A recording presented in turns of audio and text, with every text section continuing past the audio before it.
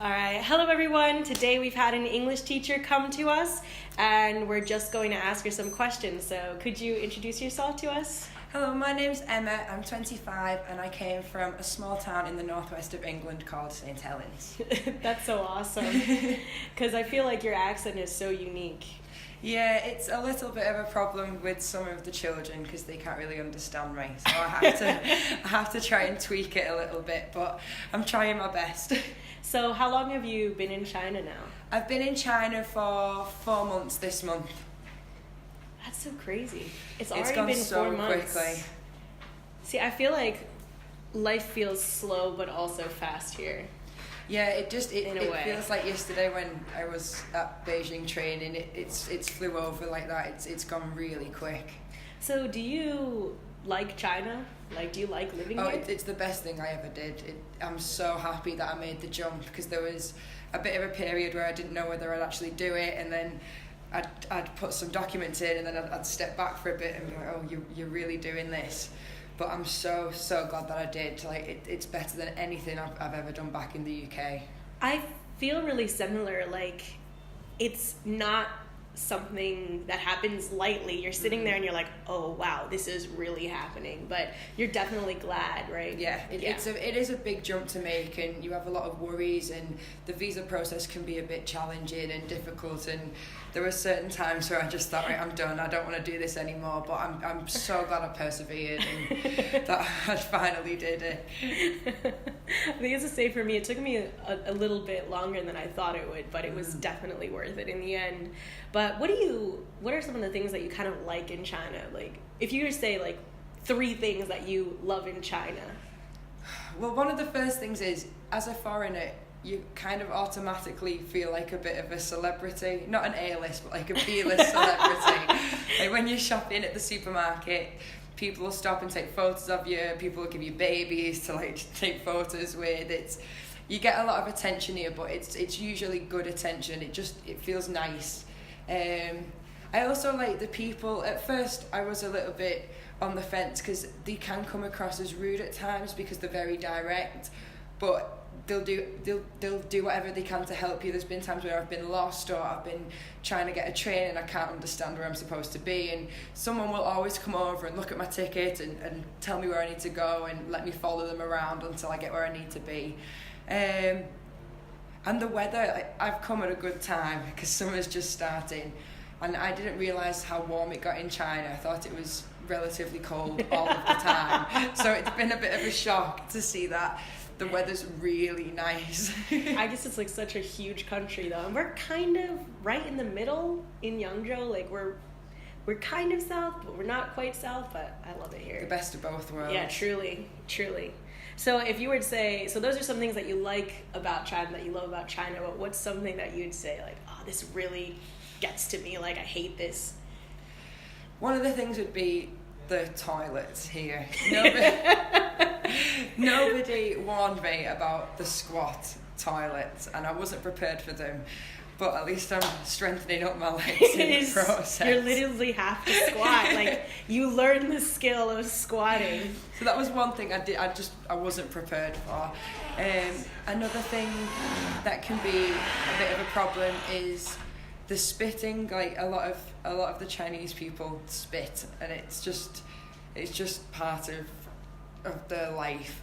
But the sound that they make before is a sound that I will never get used to, and that I instantly know I'm in China whenever I hear that sound. you just wake up. Yeah, it goes through me. And another thing is Chinese people on e-bikes. Like, there's so many, and they don't stop, and the e-bikes can be really stressful when you're trying to cross a road or when you're just trying to do anything and they're zooming past you. And yeah, that's something that in the morning, if you're in a rush to get to work, it can be a bit of a problem. I feel like the worst part is when they're like on the sidewalk, zigzagging like through people. They have their own lane and they still drive on the pedestrian part, and I see I'm calm. No, but what about some other things? Like, how's your apartment? How are you finding your own apartment, like making it your own? And at first I wasn't very impressed with it, because I think back in the UK, whenever you leave an apartment, the landlord tends to get cleaners in and it gets cleaned, and when you move into it, it's clean and it's fresh. With China, that isn't the case. When I moved into my apartment, it was so dirty.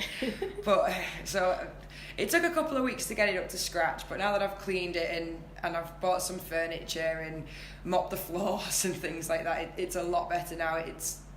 I call it home, so it's not like I'm going back to just an apartment, I'm going home, so I feel a lot better about it now. Yeah, you've kind of made it your own like that. I love the decor, by the way. Thank you.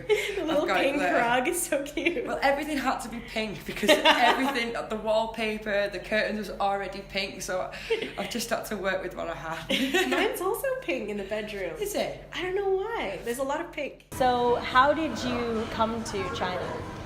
Well, I'd seen that a few of my friends had come over and I was umming and ahhing about it, and then I saw an ad from a company called ProoFirm, and that kind of solidified it for me because I was already thinking about it, and then I saw the ad and I was like, maybe it's meant to be, and that sort of gave me the final push to just do it. So now that you're here, how do you like working here? How do you like your colleagues? It's the best thing I've ever done. It was the best decision I've ever made. The work's really good. We get paid well. We get treated well. And with the colleagues, all the foreigners tend to stick together and have a community within Yangzhou. And we go out on weekends, our days off. We go and travel. We go visiting places. We're going to a dinosaur park next week, which should be fun. I'm so excited for the roller coasters. I mean, obviously, it gets a bit testing sometimes because you see these people a lot and you're working on top of each other a lot, and because of the language barriers sometimes with the Chinese staff, you are kind of stuck with the foreigners occasionally, and sometimes it's nice on a weekend to just get away and do things by yourself and not overdo the amount of time you spend with people. But on the whole, there's always someone there that's going to have you back. There's always someone that's going to be on your side. Because I think one of the big things about coming here is you need to feel like you're part of a community. Otherwise, it'd be really daunting if nobody around me could speak English, if nobody around me could understand my pop culture references. And so it's really good that you've got this little team of people that are always going to have you back. And I also feel like when you need to kind of escape from things, it's not that hard to go to other places. Like, it's not that hard to travel, to take a train or to take a bus. Well, the cost of travel is really cheap. And being in Yangzhou, you've got the benefits of only being about an hour away from Shanghai, an hour away from Nanjing. So, we're in a really good destination to actually travel and see other places. Like with Shanghai being so close, you could always finish work on the Sunday, go down, have a couple of days in Shanghai. You're never going to be stuck for things to do. And Yangzhou itself is so big that there's different parts of Yangzhou that you can go and see and things to do. And it's a really good place to come. You've not got the hustle and bustle of the city life all the time. So, you've got clearer air, that type of things, but you can always go there on a moment's notice, and it doesn't take a long time to get there. Yeah, and I think that the travel cost is pretty low. So how do you find other costs living in China, like food and other amenities? Well, since I've been here, I've been able to afford to eat out 3 times a day, every day. And back in the UK, if I got a pizza on a Friday, that was it. That was all my disposable income gone.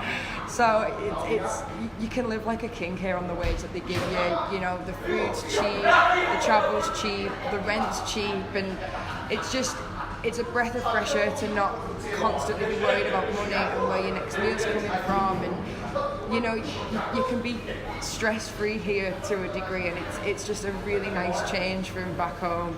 I know, for me too, I got a massage, and I can never afford to get a massage back home. That would be like a month's worth of savings to get a massage. But... And gym memberships are so cheap as well, and it's and the free classes in the gyms. You can actually live here rather than just existing. You can have a life and go and do things and see things, and it's not just like you're just floating around waiting for payday again. It's a really nice change.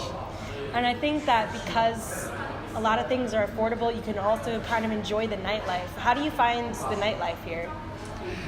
It's unusual. A Chinese nightclub is an experience. As for the bars and things like that, again, they're really well priced. The staff always make a fuss of you if you're foreign.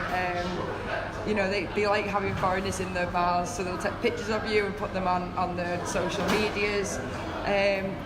So then the nightlife's good. It's not so much in the UK where you have a street of bars. It's different bars dotted around.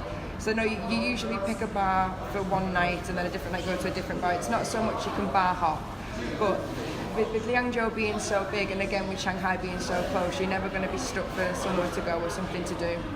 So how long are you planning on staying here? My current plan is, I've said 3 years.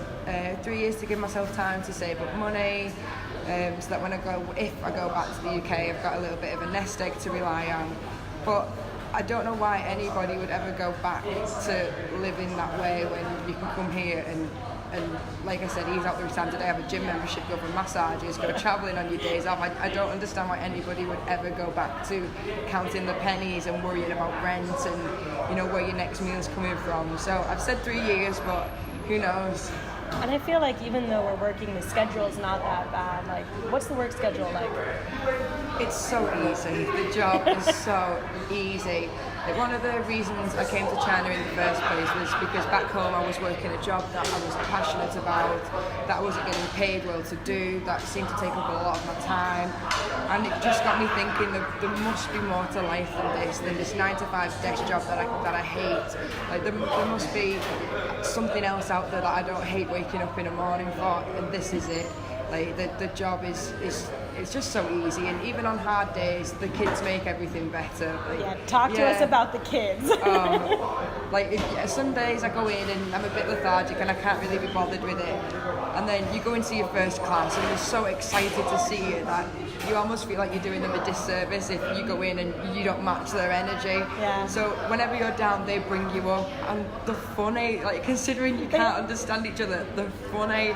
Like sometimes I've like something's tickled me and I've really struggled to get through the rest of the lesson because like this one kid, and I keep thinking about it, and it's just every day is different, and it's worth getting up in the morning for. And the working hours are great, and the lessons are already planned for you, and everything's already done for you, so you just have to show up with the right enthusiasm, with the right attitude, and it's plain sailing from there.